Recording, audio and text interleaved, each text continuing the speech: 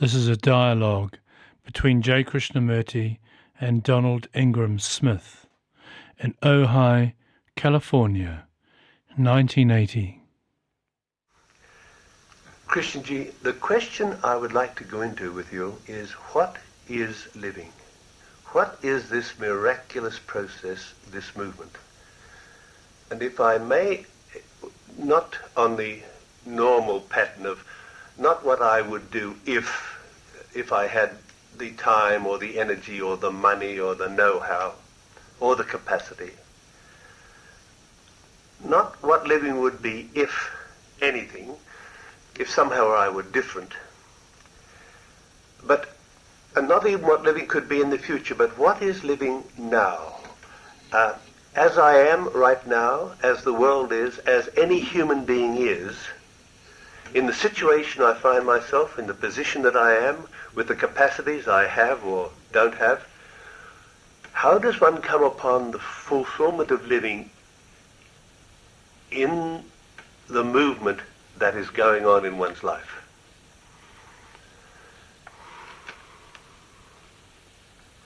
I wonder what you mean by living.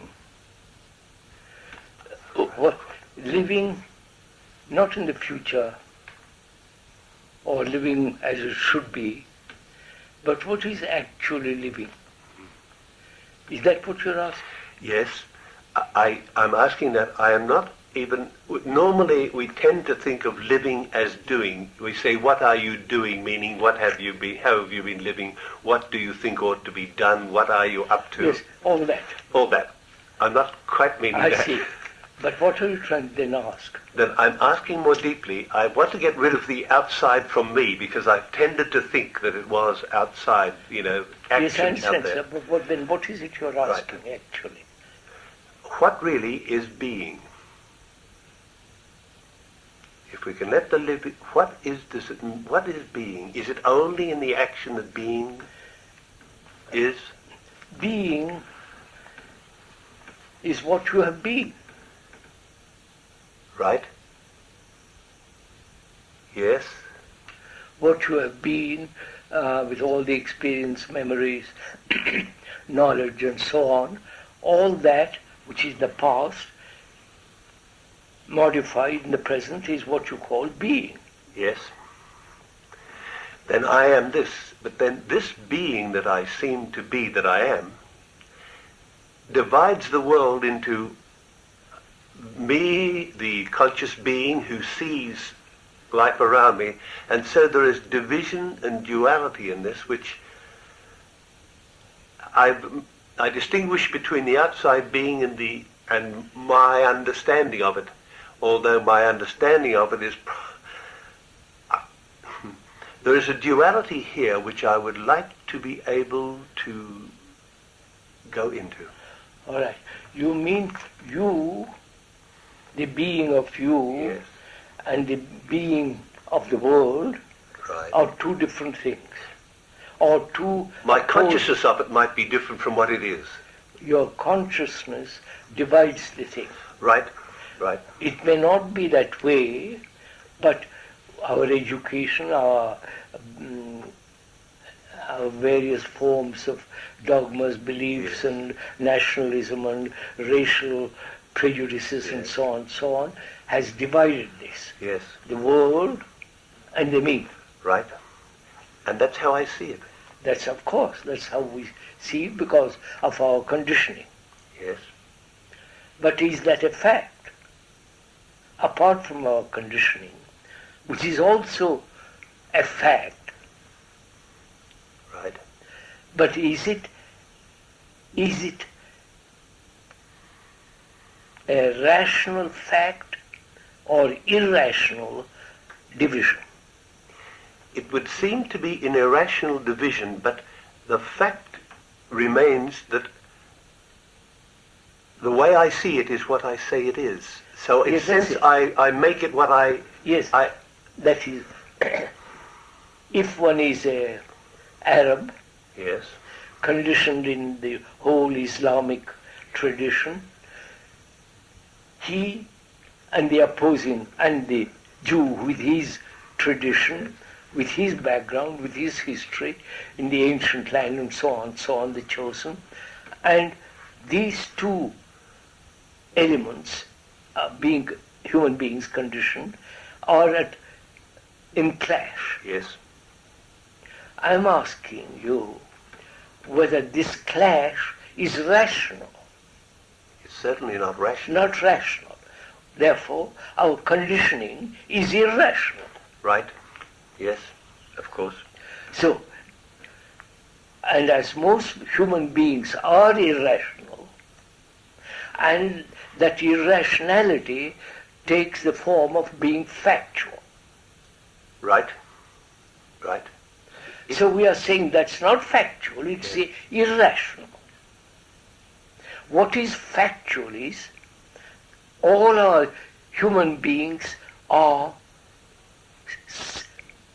not different. We all have the same anxieties, pain, and so on, Yes, so on. yes. So we are humanity, each one.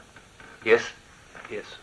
Not American, Russian, those are labels, but beyond the label, beyond the superficial nationalism and so on, we are the common ground of all humanity is their sorrow, pain, and so on. Yes, and we all have we all have totalities in ourselves anyhow. No. No, I meant organistically and Organistically, organically, we are. yes, Our brains, which have developed through millennia, our brains are common brains, it's not your, mine. yeah, So, but you see, our conditioning, our education, our upbringing, all that makes for this terrible division, yes, which is destroying humanity. yes. Now, Christian G, can I go into a question here which relates to this in a way?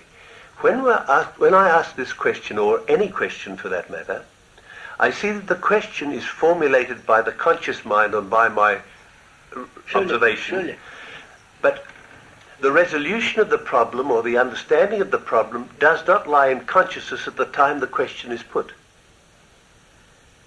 So You are asking a question, yes, and you're saying, is that question put by a conditioned mind? that's right. Our consciousness is conditioned, That's and out of that conditioning, the question is put.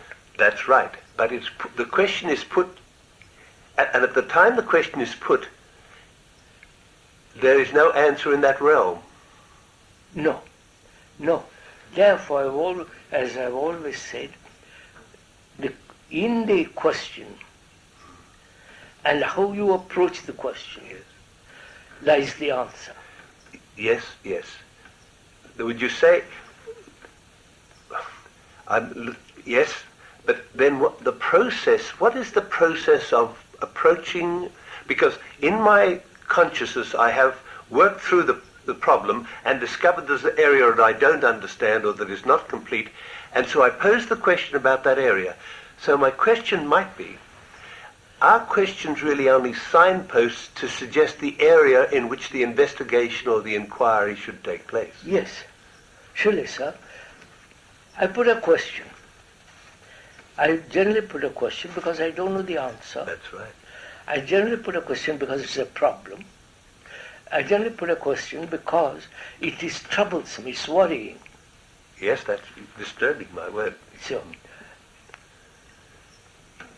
and my desire is to resolve that because it's irritating, it is bringing discomfort, various forms of malaise. Yes. So I begin to say, what is the answer to this? So I put a question. Because of the problem, Right. which has not been resolved, if it is resolved, I have no question. So the problem exists in the conscious mind. out of that conscious mind which has the problem, that conscious mind says, how am I to resolve this? The question is, what am I to do, what am I not to do, and so on and so on. So, is the question put because of the problem? And to get rid of it. Of course. Yes. Or, without the problem, you're putting the question. Without the problem. You understand my question? Not quite, because I'll tell you. Yes. I put a question whether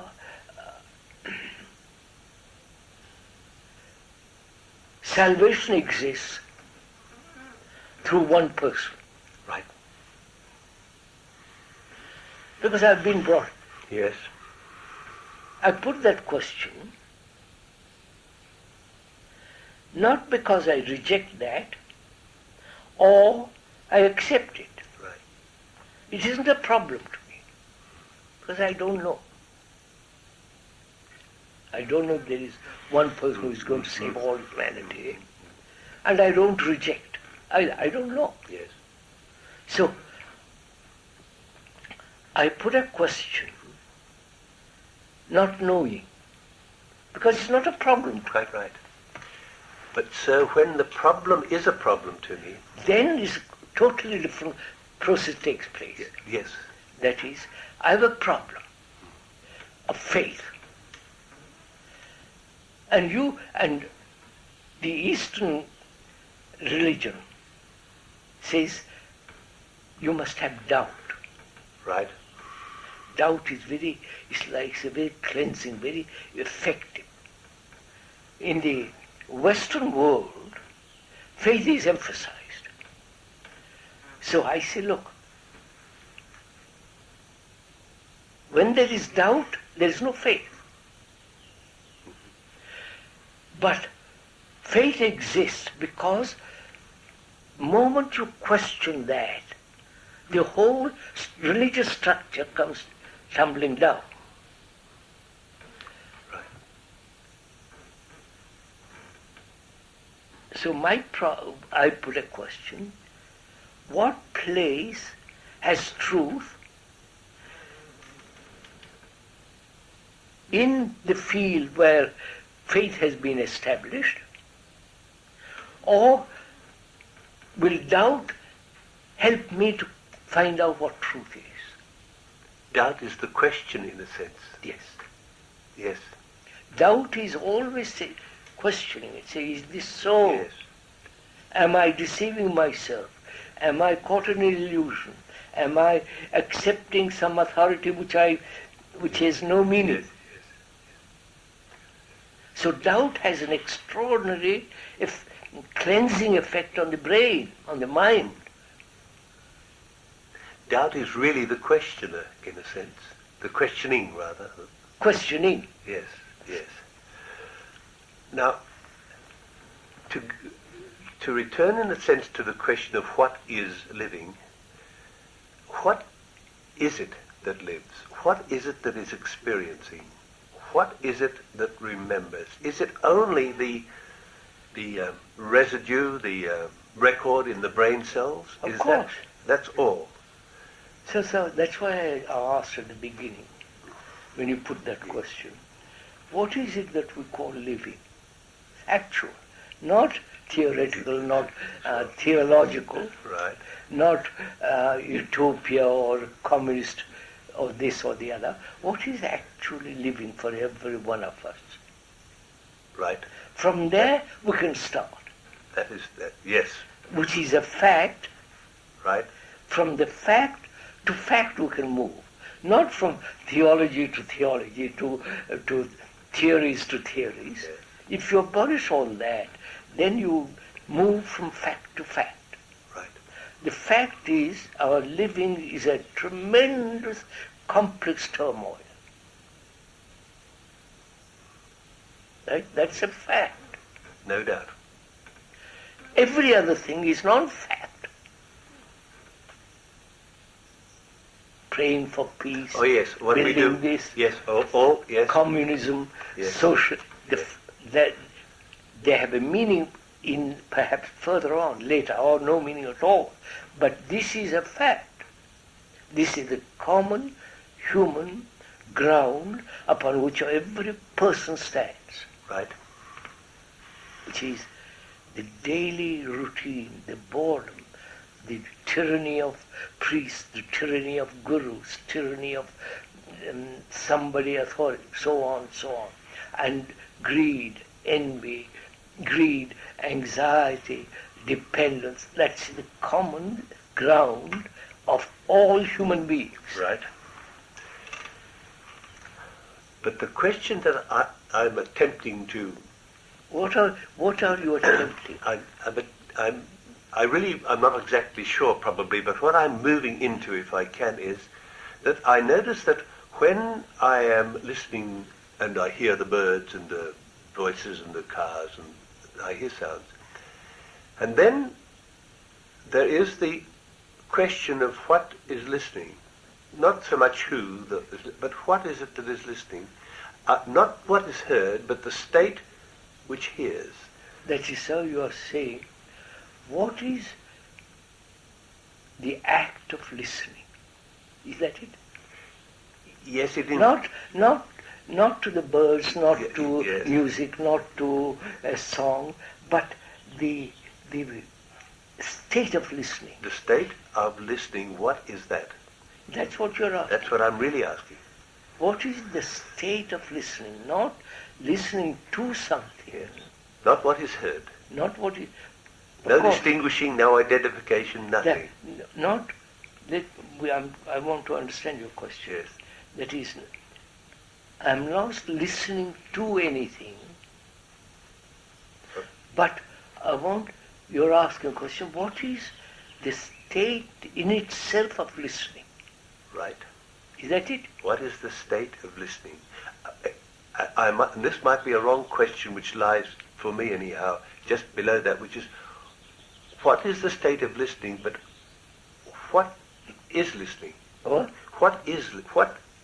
What listens? Well, that's what I'm coming to. Yes. What listens? Let's go step by step. Yes, please. Which is, I heard that bird singing. I've heard it before. It has been registered in my brain.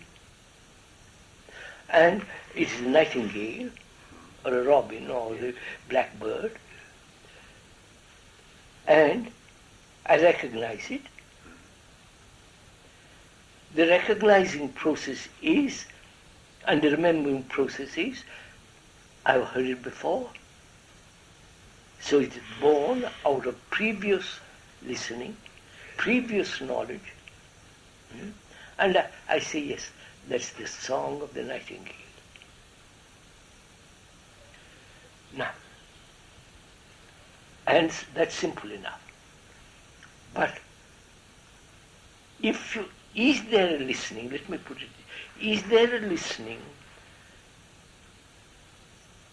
without any object of to which you are listening? Is that it? That is my question. Obviously there is. Yes. That is, I'm not listening to the nightingale. I've heard it, I know it. But I'm trying to find out what is listening.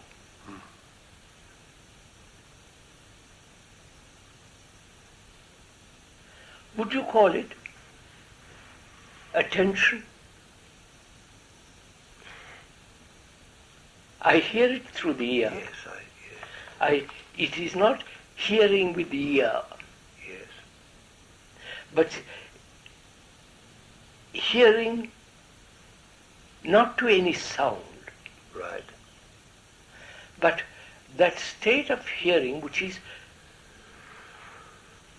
total attention, which has not a center from which I'm listening. Yes, sir, but my but in this, in me is,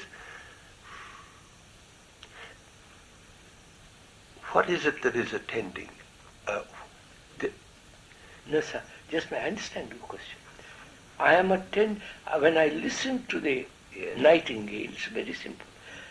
I am listening to the song which I have known before, so I recognize it and say it is the song of that beautiful bird. Right? That's a listening. That's also listening with the ear, with memory, with remembrance and recognition and so on. All that is an act of listening also. Now we were asking, is there listening without the bird? Without recognition. Without recognition. Without the image of the bird, without the song, memory and so on. Of course there is. That is, I would call that's the actual state of listening. I listened to that man in the grove. He says, you must learn the act of listening, the art of listening. Not to what is being said, that also is implied, but also go beyond it. That is, listen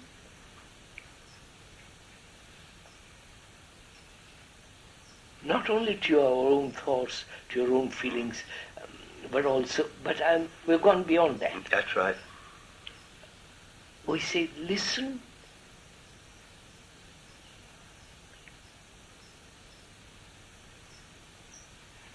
to something that has no sound.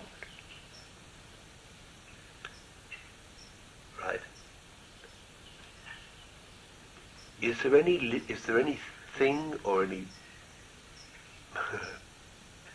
listening to the no sound? That's why I said... Back to the duality question. Yeah, that's what I said. This act of listening is attention, in which, as we said the other day, there is no center from which you are listening. From which listening takes place. Listener and the nightingale. Right, right. Which means from this point to that point. Right. Only this sense of complete attention. It seems to be so when one is attending in this way, it seems that there is nothing attending. It seems like a void, as though there is a void behind and through. Of course. So, I don't know if you've gone into this. Our listening is always from point to point. Right, that's right. That's clear. Yeah. Our listening is in a periphery, in a boundary of movement from me to that. Right. Or that to me. Always duality. This process going on. I wouldn't even call it, this is the process which we all know. You're asking something which is, when you haven't, we're all very familiar with this. But is there a listening which is not that? Right. I say there is, which is when the mind, again I go back to when the mind is totally attending.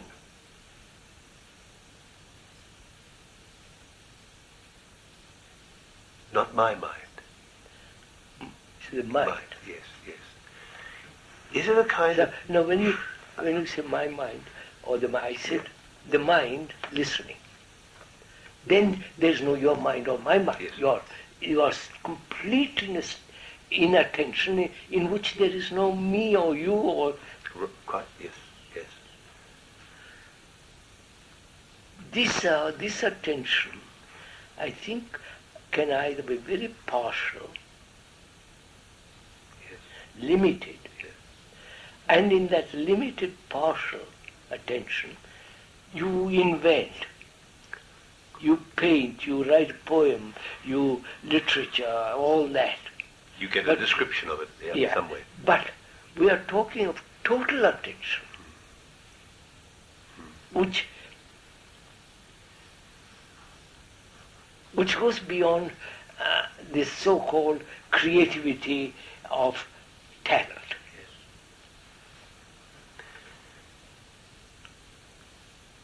This state seems to have no dimension whatsoever. Of course.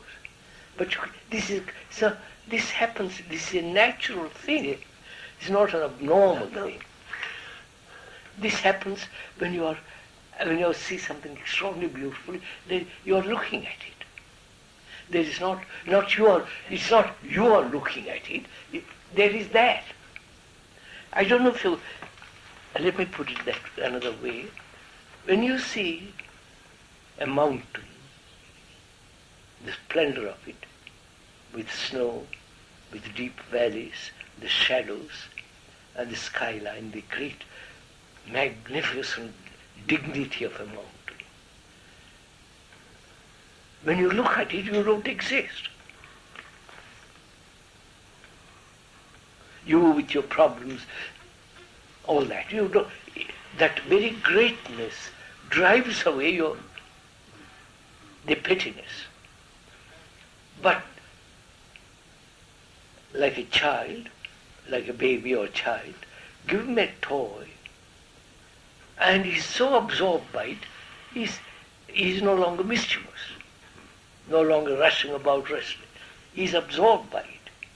Same way, the mountain has absorbed me. Follow? I don't exist. It is too great. Which is, the toy absorbs the child, the mountain absorbs me. But when the mountain is not there, I'm back to myself.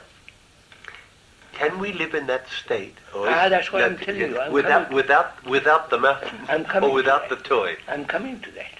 But most of us Oh yes, have toys. all the time. National toys, racial toys, toys of belief in God, belief. We have great many toys. Political toys every day in the news. Great many toys, which absorb us from our trouble, from our problem. Now, can each human being, can every human being, not be absorbed by all this? That really is the question. And so faces himself.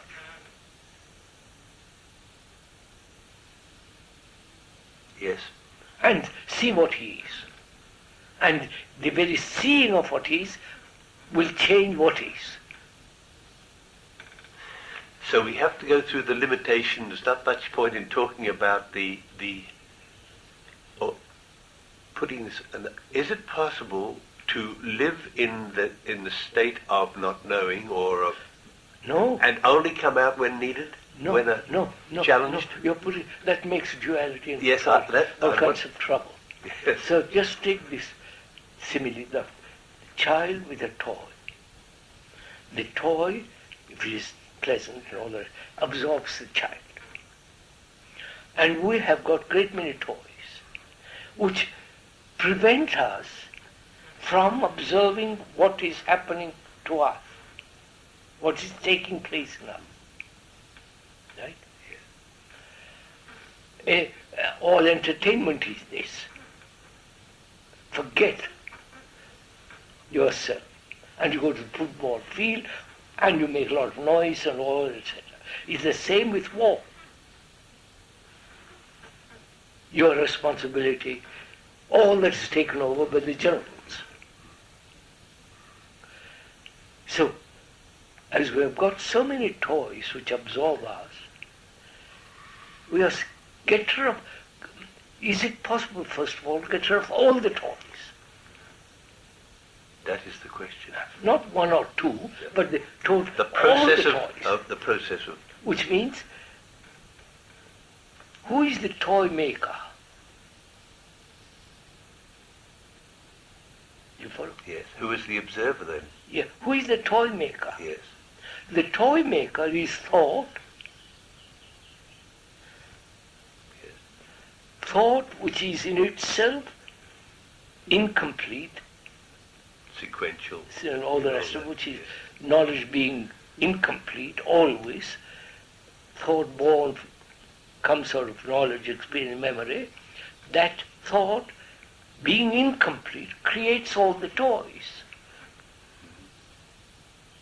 So, to be free of toys means to be free, to know the limitation of thought. Is it more important, is the thing to do see the limitation of thought rather than to seek the whole state? No, if I know the limitation of thought, then I won't make toys. Right. I know that's illusion. The limitation of thought in technology, in all the worldly business, there you see the limitation.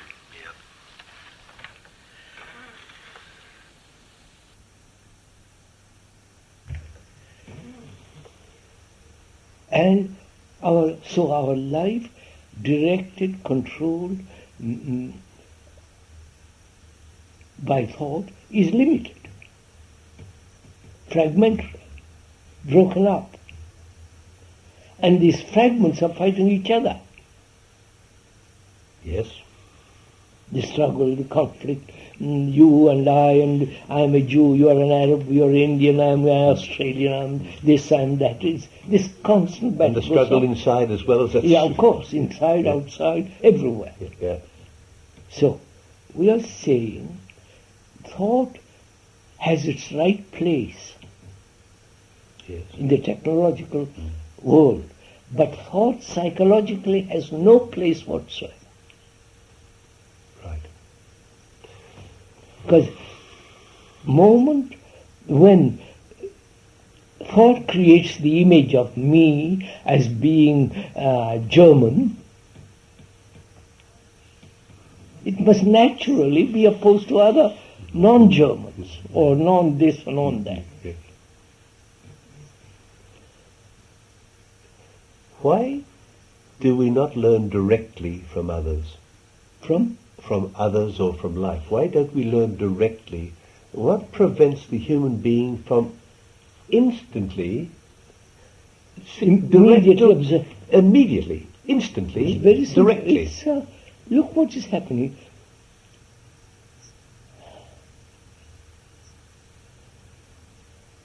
The Indian mind, the Hindu mind, has been conditioned for 5,000 years. 3,000, 5,000, 4,000. The Christian mind has been conditioned for 2,000 years. Systematically, very, very carefully, in an ordinary, or in good order. Yes. Regular. Regularly. Regular. Systematically it has been conditioned for 2,000 years. One savior and nobody else. Yes. In India it has been conditioned that God is the supreme or the highest principle is in every man. You have to find your own truth, and they have their own conditioning. And this conditioning says, I must go to do this. It sets its own goal. Huh? It sets its own goal and objective because it's conditioned. That's finished now. Yes. But you wiped away that, the tradition of 2,000 years, if you have, but you have fallen into another. Yes, of course. The gurus, the psychologists, the other traps. But what we are saying, if you see this conditioning of 2,000 or 5,000, the nature of it, why the mind is conditioned, because in that condition there is safety, security, certainty, no confusion, but it creates such havoc in the world. But once you see the nature, structure of conditioning, you don't drop into another.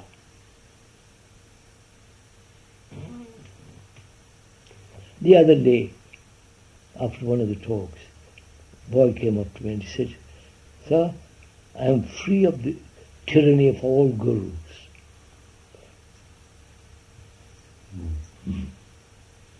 I hope it was true. I Why then is it that we are not...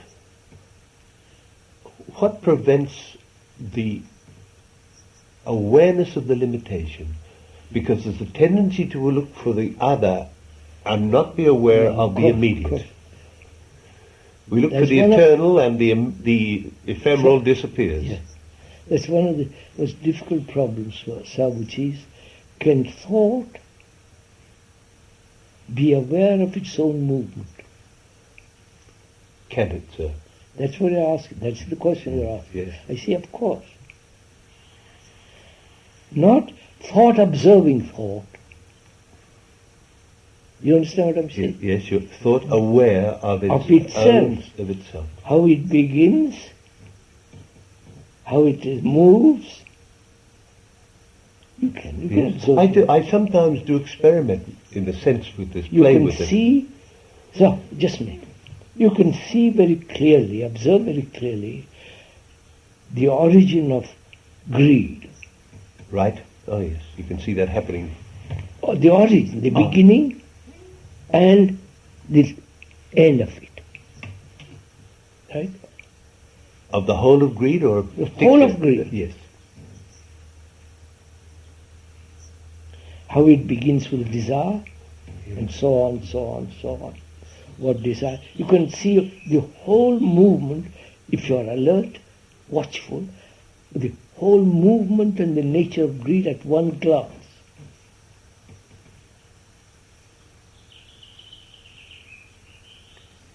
That is to have an insight into the movement of greed. Is this actually awareness? Because the insight into the whole movement is there inherently all the time? The whole movement is inherently there. Not inherently, I won't say. Yes, The yes. whole movement is there. Unless you are totally free of it. Of course. Aha. I see. I won't use the word inherent. I hear that too. Yes. That leads to other questioning. So, we are asking, sir, can thought, knowledge, you follow? Yes. Knowledge which has been acquired through experience and memory Yes. Yes. and thought. Now just shows you something. I remember getting hurt Yes. physically or psychologically. I remember it. And I am not aware, thought, watching, that hurt comes out Yes. as memory. It's all rapid. We are slowing it down to observe it, Yes. but it's so rapid. And when he's cleaning one's teeth, suddenly there is the remembrance of somebody saying some hurtful thing, and there begins the thought begins. That the very remembering of that statement, which was hurtful, harmful, the remembrance itself is the movement of thought. Of course. So you can watch it. You can see the movement begin and go on. Not you can. There's attention. If you're aware, the thing moves. And you just observe it. No. Not you observe it. We are saying, can thought be aware of itself? Of course it can. You say Not you are aware of thought beginning, because you are the result of thought. You are the result of your conditioning, of your experiences, of your pleasures, of your fears, of your sexual memories, this, that, and you are that. Does thought go on in this awareness movement? Does thought? No. If one is, take a very simple example, like greed, though it's complex, but it's simple. In the sense you see something in the shop, the reaction to that thing which you have seen, a shirt, a robe, and the image, thought making the image of you, putting on that shirt, how nice it looks, and greed begins. You go into the shop and buy it. That is, if you need it, is one thing. But if you say, I've got 100 shirts, and so on. So, greed, you can observe this movement very simply. Aren't you? Yes. That's very simple.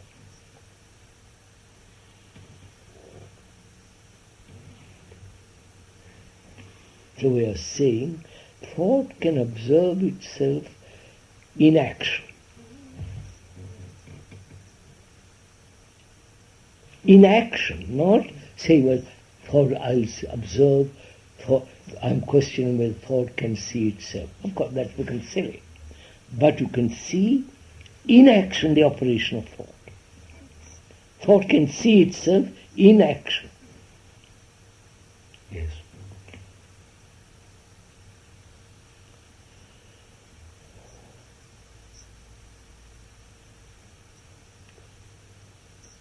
It seems then not to persist, though. The thought then seems to run down in the observation. Sir, look, sir. See, our mind is so occupied with daily routine, with problems, with I must go and cook, I must wash up. It's occupied all the time. I make up occupations in the morning. What am I doing? No, of course. It's occupied. Yes. What am I to do? What am I? And so on. It's occupied. So there is no space. That is, if I am not occupied, the mind gets frightened, the brain gets frightened. Because in occupation it is safe. It's secure. But the moment when it's not occupied, it wants to be occupied with something. Turn on the television, read a book. Or talk, all that goes on. So, the brain itself has come to that state where it feels secure in occupation. So, this constant occupation makes the mind and brain rather heavy, dull. There's nothing new. No space for it. Of course, that's very simple. But we are afraid. I'm sorry. We are afraid of idleness. We think that it ought to be occupied. If you're idle of doing, just watching the day. That's another. You follow? That's another form of. I'm not watching. I'm not cooking. I'm not washing up dishes. I'm not driving a car, going to the office. But I'm watching the sun or the birds. But it's also another occupation. So we're asking, can the brain can thought really see what it is doing, being occupied, and in that occupation the brain feels safe, secure, and so it doesn't doubt, it has faith, it says God is not, in all that is. And we are saying such an occupied mind is always limiting itself, narrowing its own activity. And in this narrow activity it feels completely secure. And it doesn't want to be disturbed. You come along and say what you are occupied with is illusion or nonsense. There is no meaning. I reject you, of course, because I'm a bit disturbing, I don't, but you have sown the seed. I'm always saying, by choice, that's so. You follow? You have sown the seed of doubt. And I begin to worry or say, I throw you out, but the thing goes on unconsciously, deeply, because what you have said is as a quality of integrity, of some kind of, it's a law. So that's beginning to worry me.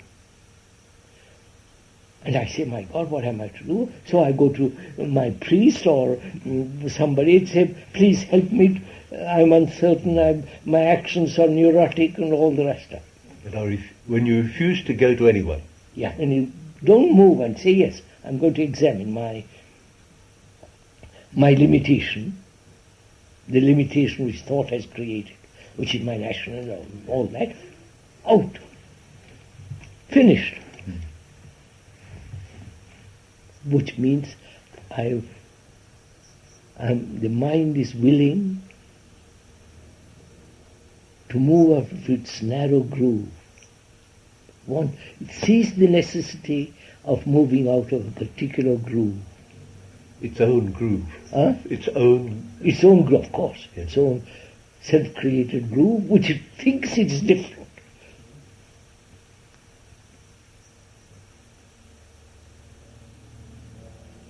That groove is the human groove. Of course, sir. That's what one calls living. We come back to that, which is what we call living is this narrow, limited, fragmentary,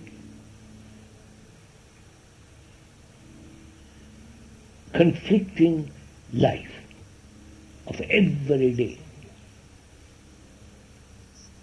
And that's not living. That's like when one gets used to war, fighting, shooting off cannons and all that, we say that's natural. That's right. Then what is living? Not this. Right. It's only indication then.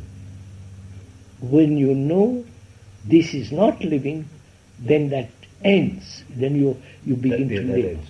Not you being, there is Yes. living.